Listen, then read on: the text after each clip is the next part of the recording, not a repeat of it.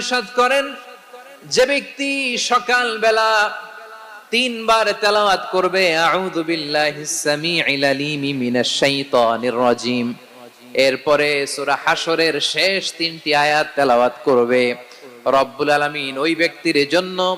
70,000 ফেরেশতা নিয়োগ দিবেন যারা সারা দিন ওই লোকের জন্য মাগফিরাতের দোয়া করবে। শুধু এখানেই শেষ নয়, বিশ্বনবী ফরমান ওয়া ইন মাতা ফি যালিকাল ইয়াউমি মাতা শাহীদান, ওই দিন যদি ওই ব্যক্তিটা ইন্তেকাল করে সে শহীদ হয়ে কিয়ামতের দিন আল্লাহর সামনে দাঁড়াবে। সকালবেলা যদি পড়েন 3 বার আউযু বিল্লাহিস সামিউল আলিম মিনাশ শাইতানির রাজিম 3 বার পড়ে সূরা হাশরের শেষ 3 আয়াত যদি তেলাওয়াত করেন, তাহলে আপনার জন্য আল্লাহ তাআলা 70,000 ফেরেশতা নিয়োগ করবে,